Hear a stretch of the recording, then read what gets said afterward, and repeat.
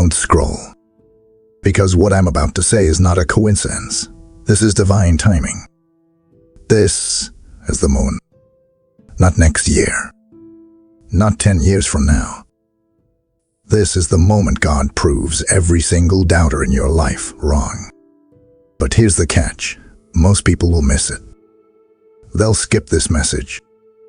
They'll scroll on, distracted by noise, blind to the breakthrough they've been praying for. Don't be one of them. Because if you stay with me until the end of this video, I promise, you won't just hear encouragement. You'll feel confirmation. This word is for you. You've been overlooked. You've been talked about. You've been laughed at. And deep inside, you've asked, God, when will it be my time? Well, this is that time. And this message is that sign. So lean in. Turn off the distractions. Because I'm not here to waste your time. I'm here to awaken something God planted inside of you before the world ever doubted you. Now let's get straight into it. You've been overlooked, haven't you? Passed over, misunderstood, underestimated. People looked at you and decided who you were based on what they saw. Your past, your background, your silence, your struggle. They thought they had you figured out because they saw the surface. But what they didn't see, what they couldn't possibly know, is what God placed inside of you before you were even born. I need you to hear me. This is not just encouragement. This is revelation. God doesn't judge by outward appearances. He never has. Man looks at the face, but God sees the fire in your heart. When Samuel went to anoint the next king of Israel, even he, God's prophet, looked at Jesse, his oldest son, and thought, surely this is the one. But God corrected him. He said, the Lord does not look at the things people look at. People look at the outward appearance, but the Lord looks at the heart. That's 1 Samuel 16:7. And that one verse is your reminder that divine vision sees beyond human judgment. You may feel unseen, but you are not forgotten. You are not unqualified. You are not late. What you are is hidden in the secret place, in God's timing, in His process. And when God hides you, it's never to punish you. It's to prepare you. Preparation always happens in private before promotion happens in public. I've been there. I know what it's like to feel like you're giving your all, staying faithful, staying pure, staying hopeful, and still getting passed by. I remember asking God, why are they getting blessed and not me? Why are doors opening for everyone else, and I'm still in the same place? And do you know what He whispered back to me? He said, because I'm not building a platform. I'm building a person. And you, my friend, are that person. You're being developed while others are being displayed. And that's not a punishment. It's a privilege. Because when God finally brings you forward, He will prove every doubter wrong without you even having to speak a word. That's what He does. He takes the least likely and raises them up. He uses the ones nobody else would pick to demonstrate His power in undeniable ways. That's not just motivation. That's Bible. 1 Corinthians 1:27 says, but God chose the foolish things of the world to shame the wise. God chose the weak things of the world to shame the strong. That means when people call you not enough, God calls you chosen. When they say you're underqualified, God says you're anointed. When they count you out, heaven is already counting you in. So don't despise the season of being unseen. Don't curse the silence. Don't mistake delay for denial. You are not lost. You are positioned. You are not rejected. You are reserved. And when the time is right, the same people who overlooked you are going to watch God overflow you. They won't be able to deny it. Because when God does it, He does it loud. And He makes sure that those who thought they knew your story realize they were only reading the cover, because God's about to turn the page. So lift your head. Wipe your tears. You're not hidden from heaven. You're hidden for heaven. And this moment right here, this is just the beginning of God proving every single doubter wrong. So if heaven sees what man ignores, then why does it feel like nothing's moving? Why does it feel like you're still stuck, still waiting, still unseen? Could it be that the silence is part of the setup? Let me tell you something real, and I want you to hold this deep in your spirit. Just because it hasn't happened yet doesn't mean it's not going to. God is never late. His delay is never a denial. You see, what people call delay, God calls development. I've walked through seasons where it felt like nothing was moving. It felt like my prayers were bouncing off the ceiling, like the promises spoken over me had dried up.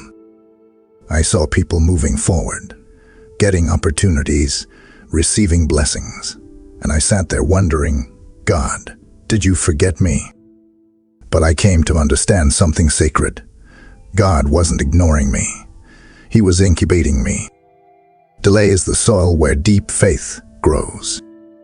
When the doors stay shut, when the silence feels endless, that's where God is strengthening your roots. That's where He's testing your endurance, sharpening your character, teaching you to trust what you can't see. You're not being punished.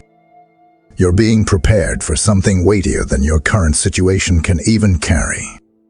Habakkuk 2:3 says, "Though it linger, wait for it. It will certainly come and will not delay." That's not wishful thinking. That's divine timing in motion. The promise will come, but it won't come until it's time. God's time, not your timeline. Now, people might look at your current position and assume you've missed your moment. They'll say you're too late, too old, too behind, too broken. But let me ask you, who are they to put a clock on God's plan? What people see as the end is often where God begins. He specializes in last-minute turnarounds. Just ask Lazarus. God doesn't panic in delay. He shows off in it. Listen carefully. What looks like failure right now is actually formation. That closed door wasn't rejection. It was redirection. That silent season wasn't emptiness. It was evidence that God was moving beneath the surface. And the reason He hasn't answered you yet isn't because He doesn't care. It's because He cares too much to give you something you're not fully prepared to carry. Ecclesiastes 3:11 declares, He has made everything beautiful in its time. Not your time. Not their time. His time. And when it's His time, it won't just be beautiful, it'll be unstoppable. What you thought was dead will suddenly rise. What was barren will suddenly produce. God is the master of suddenly. And when He moves, everyone who doubted will see that the delay wasn't a denial. It was the setup for a miracle. So don't curse the waiting. Don't rush the process. Don't despise the silence. It's working. It's forming something eternal. Because when God delays, He's crafting something that will outlive the doubt, outweigh the pain, and outshine the critics. You may not feel it right now, but you're in the middle of a divine setup. And when it breaks loose, the people who thought you were finished will have no choice but to say, only God could have done this. So wait. And while you wait, trust. And while you trust, get ready, because your no season is about to turn into a public yes. But while you're waiting for your time to come, who's standing up for you in the meantime? Because while you're silent, they're still talking. And just when you think no one has your back, God steps into the room. You've spent too much time trying to explain yourself to people who were never meant to understand you. You've been trying to prove your worth, trying to justify your calling, trying to defend your character. But here's the truth I need you to receive today. You don't have to fight for a seat at the table when God is preparing one just for you. God doesn't just call you. He defends you. And when He steps in, He doesn't whisper your name in private. He shouts your victory in public. When the time comes for your unveiling, you won't have to clap back, post receipts, or argue with critics. God will speak louder than every accusation ever spoken against you. Isaiah 54:17 declares it boldly, "No weapon formed against you shall prosper, and every tongue that rises against you in judgment you shall condemn." This is the heritage of the servants of the Lord. That means it's your inheritance to be defended by God. It's part of the package. It's already yours. The enemy can try, but his weapons won't work. The lies can fly, but they will fall. You may not know how many rooms your name has been dragged in. You may not know who smiled in your face while stabbing you in the back. But God knows, and He keeps the receipts. And when the right moment arrives, He will silence the critics without you saying a word. I know what it feels like to be misjudged, to be the one they laugh at, gossip about, ignore. I've had people look me in the eyes and tell me I'd never make it. And at one point, I almost believed them. But then God reminded me, what He put in me is not up for debate. I'm not on trial in the court of public opinion. I'm standing in the court of divine purpose. Exodus 14:14 says, "The Lord will fight for you. You need only to be still." That's a hard word when your heart wants to fight back. But it's a freeing word. Because when God steps in, He doesn't just defend you, He promotes you. He lifts you up in front of the same people who thought you'd never rise. He places you in positions your doubters never imagined for you. Let them talk. Let them whisper.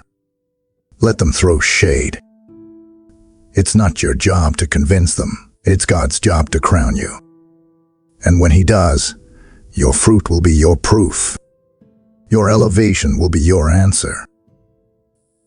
And your peace will be the loudest clapback of all. So rest your case. Heaven has the final say. And when God speaks on your behalf, every false word will crumble, and every doubter will have to watch your destiny unfold. Not because you fought for it, but because God fought for you. You don't have to clap back when heaven is about to show out. But what if the very thing that broke you was secretly building the stage for your breakthrough? What if the pain was the prophecy in disguise? Let me say this slowly so it sinks into your spirit. What was meant to break you will become the very thing that builds you. What was designed to destroy you will end up being the platform that elevates you. Because God is a God of divine reversals. Think about Joseph.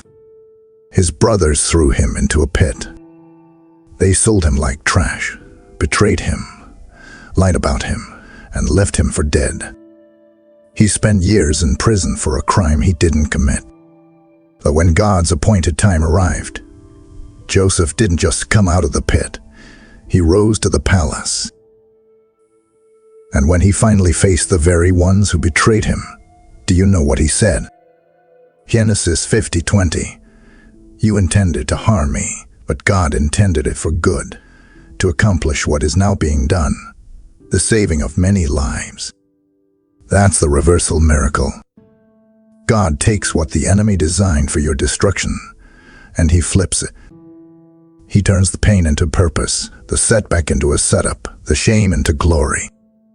What was once your weakness becomes the very thing He uses to showcase His strength. And I don't care how dark your situation looks right now.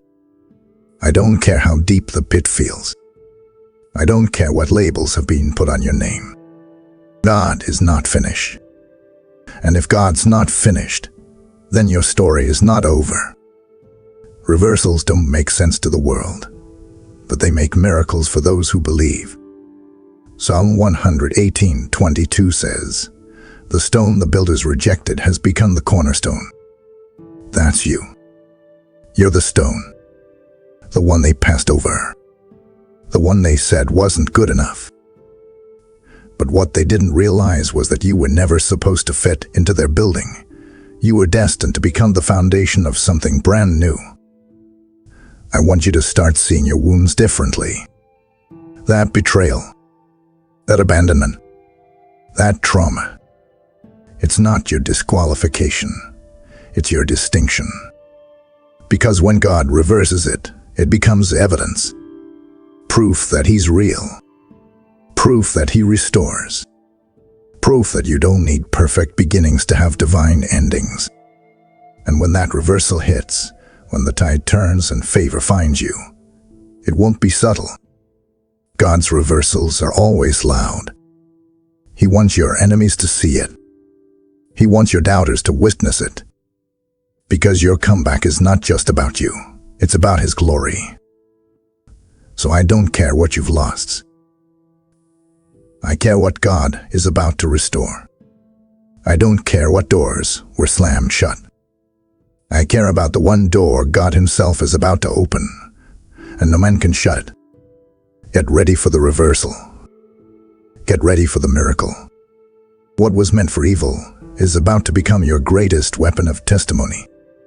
God is not just flipping the script, He's rewriting the ending. But even in the turnaround, there's one thing: the enemy still targets your faith. Because if he can't stop the miracle, he'll try to rob you of your belief. So the question is, can you still believe when nothing around you says you should? Let me ask you something straight up. What kind of faith do you have when nothing makes sense? Not when things are going well, not when the doors are swinging wide open, but when all you hear is silence and all you see is shadows. That's the moment where real faith is forged. And that's where God shows Himself most. You see, most people want proof before they believe. But real faith believes before the proof shows up. That kind of faith, it doesn't wait to shout until the wall falls. It shouts while the wall is still standing. That kind of faith is dangerous. It's disruptive. And let me tell you something. Your faith is not just personal. It's prophetic. It speaks to others even when you're silent. People are watching your life right now, not to see your perfection, but to witness how you walk through pressure and still trust God. John 11:40 says, "Did I not tell you that if you believe, you will see the glory of God?" Jesus didn't say if you behave. He didn't say if you fix everything first. He said if you believe. That's it. Faith is the key. And not just belief in theory, but belief when you have every reason to doubt. Belief when everyone else gave up. Belief when the situation looks beyond repair. Let me be honest. I've battled with doubt. I've stared at promises and felt like they were mocking me. I've cried out, "God, where are you?" And in the stillness, I've heard Him say, "I never left. I'm just waiting to see if you'll still believe without seeing." That's what separates surface faith from supernatural faith. Anyone can trust God after the miracle. But God blesses those who trust Him before the miracle. That's why Hebrews 11:1 is so powerful. It says, "Now faith is confidence in what we hope for and assurance about what we do not see." It doesn't say faith is confidence in what we already have. It says confidence in what we're still hoping for. So, let me speak this into your life. Your faith is confronting every doubt, every word spoken against you, every negative thought in your mind, every delay that tried to break your hope. Your faith is standing up and saying, "I still believe. I still expect. I still know who my God is. And that kind of faith, it moves mountains. It shuts the mouths of lions. It opens prison doors. It flips court decisions. It breaks addictions. Faith is your weapon. Don't drop it just because things don't look the way you expected. Don't let delay deceive you into disbelief. Faith never goes unrewarded. The people who doubted you need to see you keep going, because your life is preaching louder than any sermon. And when God comes through, and He will, it won't just change your life. It'll change every person who witnessed your journey. They'll see the glory of God through your endurance, your belief, your faith. So, don't shrink. Don't settle. Don't surrender to the doubt. Stand firm. Lift your eyes and declare it until your voice shakes. I still believe. Because your faith is pulling the future into your present, and heaven is about to respond. And when your faith holds steady, when you keep walking, keep trusting, keep standing, He doesn't just reward you in private. He puts it on display for every eye that ever doubted. This is where the spotlight shifts and heaven makes a statement through you. You've waited in silence. You've prayed in pain. You've walked through seasons where nobody understood the weight you were carrying. And now, this is the moment where God makes a public statement. Not just in whispers, not behind closed doors, but in the open, where everyone who counted you out has no choice but to watch Him raise you up. This is not hype. This is heaven's declaration over your life. God is about to make it undeniable. There are times when God works quietly in us, and then there are times when He works through us so powerfully that the results speak louder than any rumor ever could. This is that season.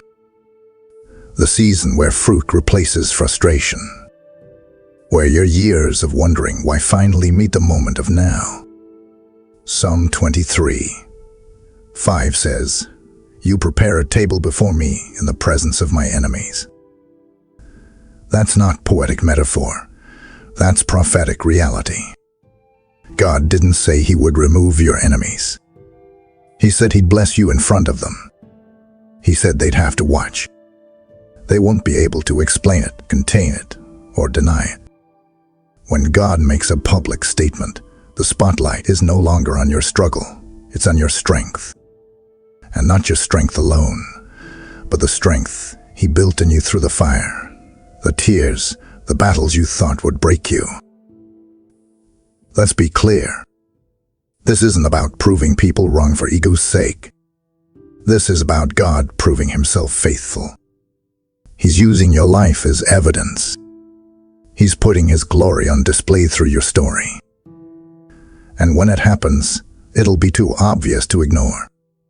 Psalm 126:2 says, "Then our mouth was filled with laughter, and our tongue with songs of joy. And it was said among the nations, the Lord has done great things for them." That's the kind of shift you're stepping into. A joy so loud that even your enemies admit God's hand is on you. They won't be able to keep quiet about it. They'll have to say, "That had to be God." I've lived through this.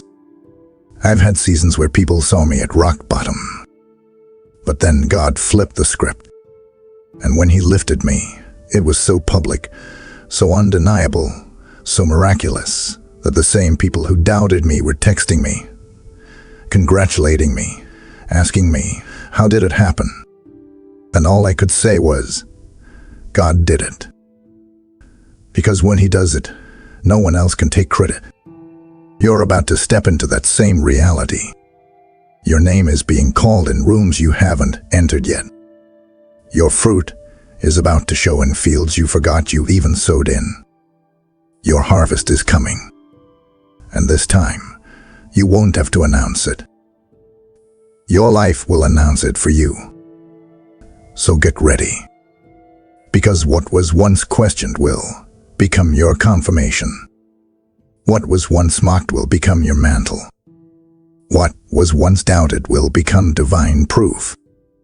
And the mouths that once spoke against you, they'll say, surely the Lord has done great things. You feel that? That rising in your chest, that stirring in your spirit. That's not emotion, that's encounter. That's God moving right now. This isn't just the end of a message, it's the beginning of manifestation. You're not just walking away with encouragement, you're stepping into evidence. So I want you to slow down, lean in, and pray this with me out loud. Don't just watch, engage. Let every word sink in, move through you, and come alive in your mouth. This is holy ground, and this is the moment God proves every doubt or wrong in your life. Let's pray. Father, I come to you with nothing to hide and everything to surrender. You see the wounds behind my silence, the battles behind my smile. You saw every moment I was counted out, laughed at, and left behind. And right now, I give you all of it. Every word spoken against me, every label, every lie, every limitation. I will not carry this weight one more day. I give it to you, God. You are my defender. You are my judge. And you know who I really am. Say this with me. God, I give you the pain they caused. Say it again. I give you the pain and the pressure. I release it. Right here. Right now. Father, I've been questioning myself for too long. But today I remember, I am chosen. I am called. I am seen by you. Before they overlooked me, you appointed me. Before they doubted me, you designed me. I was never a mistake. I was never invisible to heaven. So right now I declare, I am who God says I am. Say it with me again. I am who God says I am. Not what they think. Not what I fear. I am marked by divine identity, and that can never be taken away. Lord, your timing is not off. You didn't miss it. I didn't miss it. The delay was not denial. It was design. You've been preparing me, not punishing me. So I align myself with your timing, God. I break agreement with discouragement. I break agreement with doubt.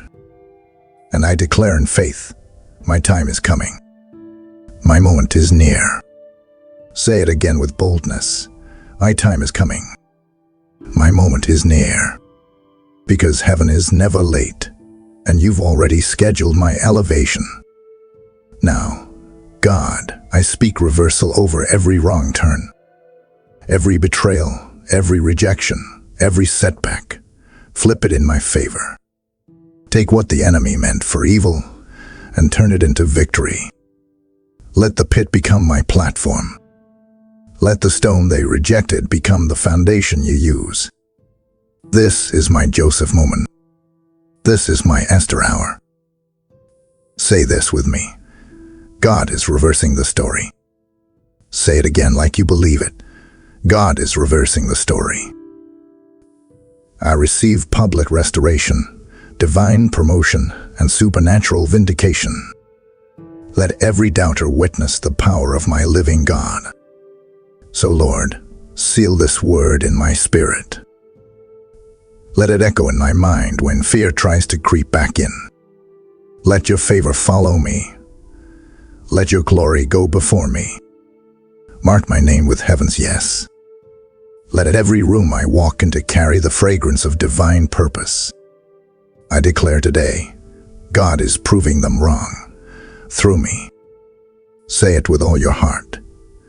God is proving them wrong through me. Let my life be the evidence. Let my journey be the testimony. And let your name, God, get all the glory. In Jesus' mighty name I pray. Amen. You've stayed through the word. Now stay with the mission. If this was your moment, then help create someone else's. When you give, you don't just support a channel. You send God's voice into someone's darkest hour. You become the echo of this message in a stranger's soul, a holy interruption in their despair.